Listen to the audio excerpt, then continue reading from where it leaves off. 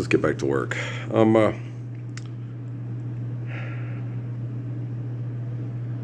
When you have faith in God and you fully appreciate the gift of life, and you understand the natural laws that sustain our lives, you're a very empathetic and caring person, and people that aren't empathetic and respectful and caring think you have emotional problems. You know, hey, he can't do this, he can't keep his shit on. You know, the moment we start killing babies and the moment we start raping teenagers, you know, he loses his afro and wants to stop us from doing it right on the spot. He's got no emotional controls, man. He doesn't have what it takes to be a leader, you know. He can't focus on when to drop the nuke and the Tularosans and then the Okinawans and the Japanese to, you know, keep the surplus population under control because people can't control their sexual desires. Oh, they can't control their sexual desires. I don't know about that. I'm real good at doing that. Okay? You know me. We have the evidence. We have the best scientific evidence ever collected of how good he is at controlling his sexual desires. Oh my gosh. Yeah, probably one of the best, you know. At oh yeah, when you sit down and look at, oh yeah, you know, the Rockefeller joked about me with Gordon B. Hinckley. You know, you turned down more sex in junior high than he asked for sex all through high school. Okay, I believe it. Okay, no, they don't ask for sex. No, it doesn't happen. No, those Mormon boys. No. The subject never comes up. No. They're in such perfect control. Yeah. Oh, they're saints. Sex doesn't occupy their every thought.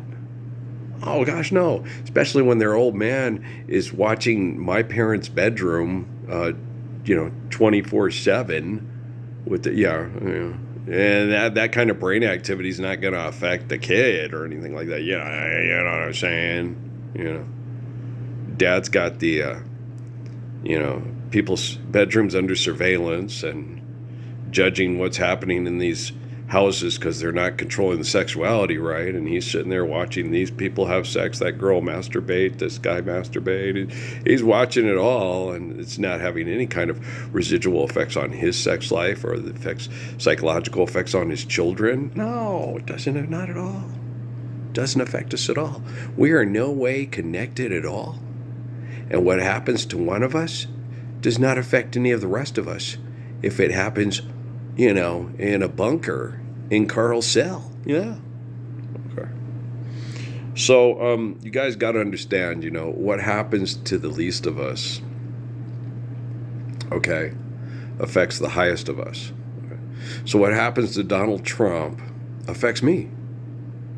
What happens to the least of us affects the most high of us.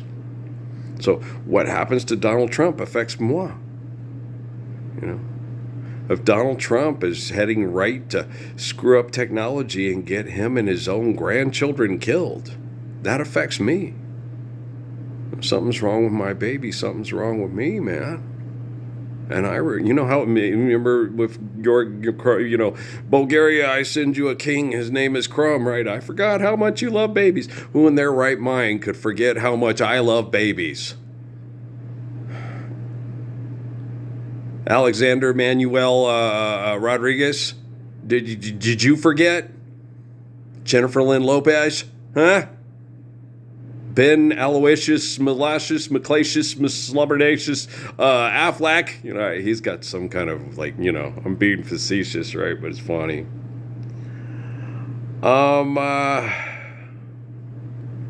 28 years later, propaganda movies suck so bad. So do Range Rover commercials. Yeah, that's true. Which one's worse? 28 years later or a Range Rover commercial? They're about, half a dozen of one, six of another. You know what I'm saying? Yeah, I agree. Hey, look, it's the Emperor's New Groove. Carol. He moved to Europe, I guess, or something. Okay. He migrated. Okay. But, egotistical expression. Don't feel sorry for the kids, Kawhi Leonard. I used to like these kids. I don't like them anymore. Um, uh, we're thousands of years in the making, guys. Uh, and you're supposed to be aware of the beauty and the eternal perfection of the Lord's Prayer to save children from egotistical genocide. Uh, and now more than ever before, like sands through the hourglass, so are the days of our lives.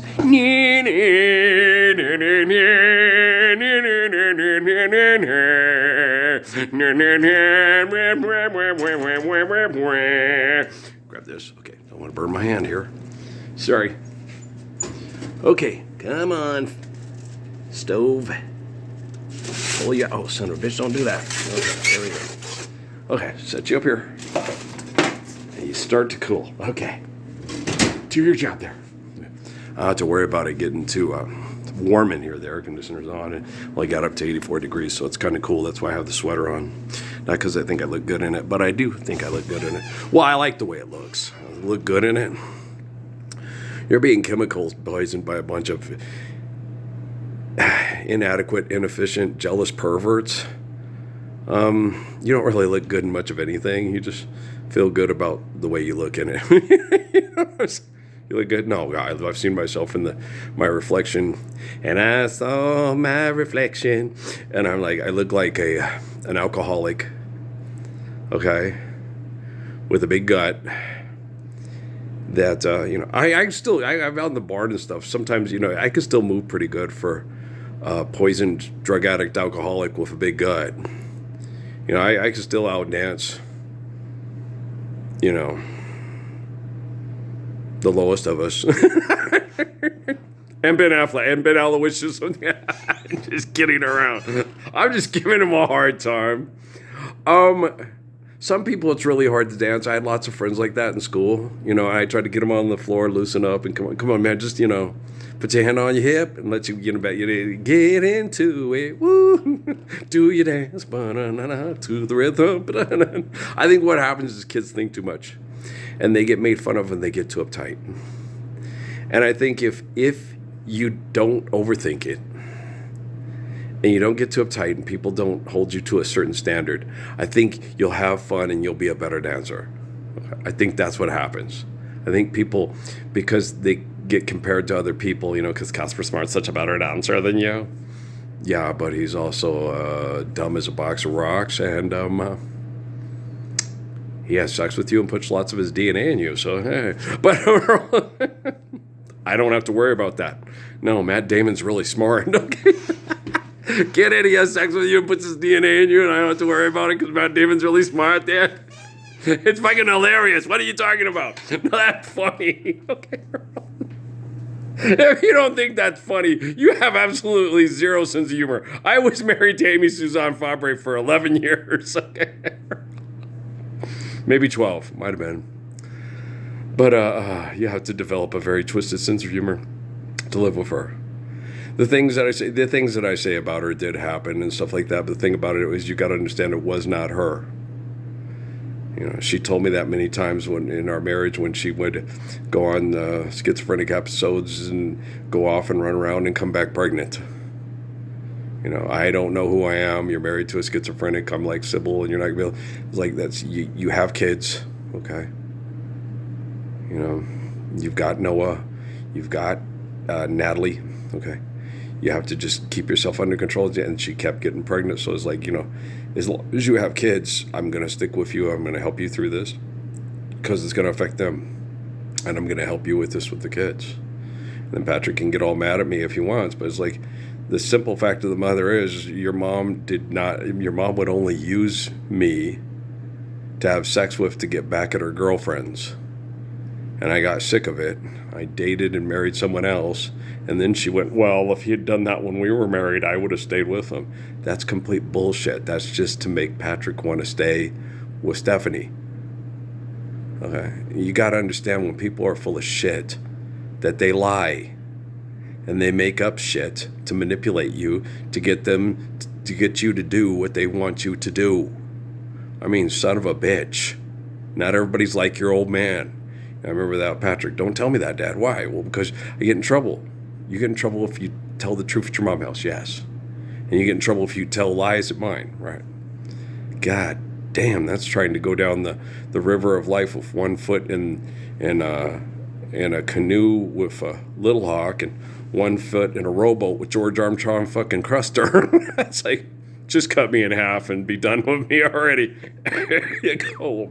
And that's pretty much what's going on with all of you right now. You know,